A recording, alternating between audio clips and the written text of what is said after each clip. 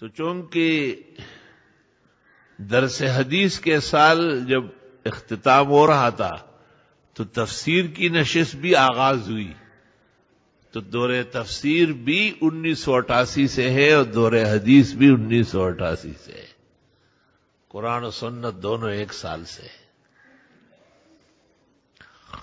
اور جس طرح طلباء کی رغبت، محبت، توجہات درس حدیث کی طرف رہیں اور ہمیشہ درس حدیث شادمان رہا، اس طرح تفسیر کا تو ایک نیا رنگ تھا۔ مولانا رضا الحق نے بجا کہا ہے، ہر سمت سے دیکھو گے طلبگار ستارے، ہر سمت سے دیکھو گے طلبگار ستارے، رمضان میں تفسیر بھی مطلوب سفر ہے۔ سبحان اللہ۔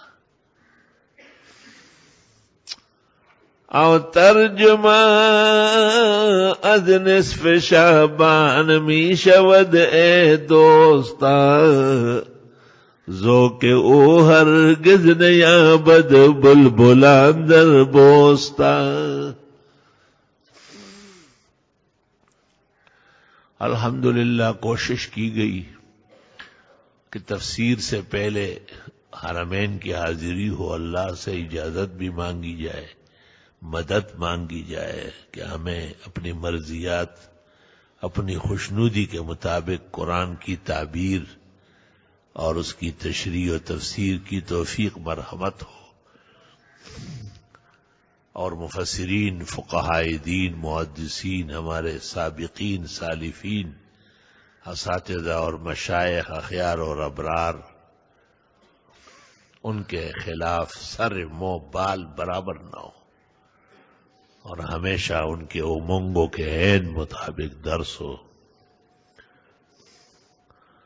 ایک موقع ایسا آیا جب وقت کے ملاحدہ و زنادقہ و اکاذبہ کے خلاف ایک تفصیلی درس دیا گیا، تو مختلف رنگوں کے اور نسلوں کے لوگ شریک ہوتے۔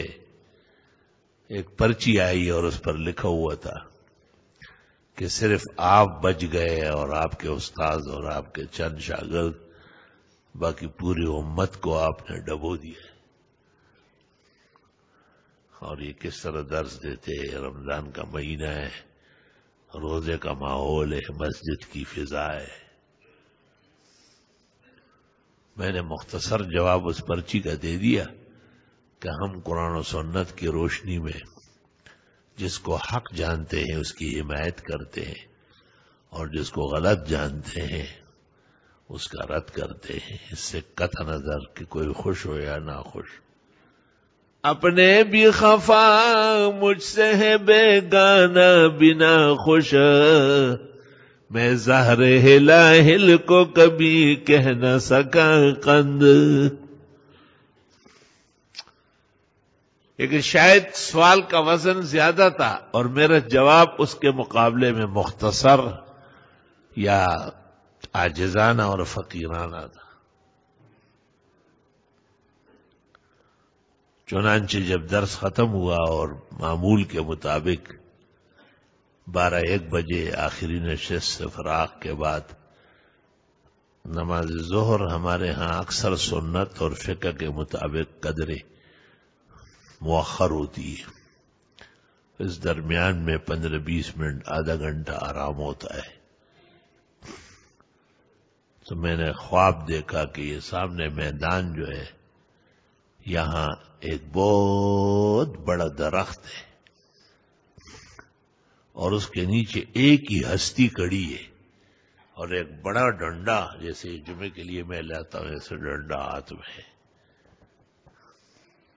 میں بڑا حیران ہوا کہ یہ کون ہے؟ مجھے کہا ابراہیم علیہ السلام ہے اور آپ سے بات کرنا چاہتے ہیں۔ میں نے کہا اچھا، میں بھاگا۔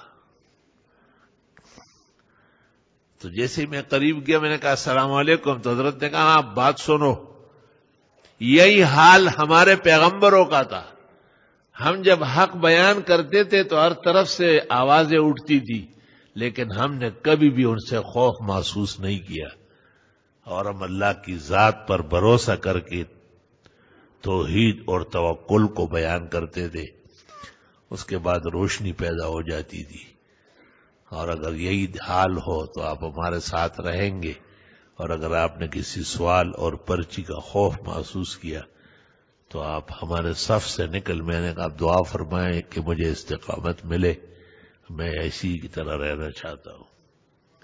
خواب ختم ہوا اور میں راشی بل رضی ہو رہی اس بل شانے تھا ڈڑے پر ڈڑے واڑو۔ الحمدللہ یہ تائید غیبی ہے، الحمدللہ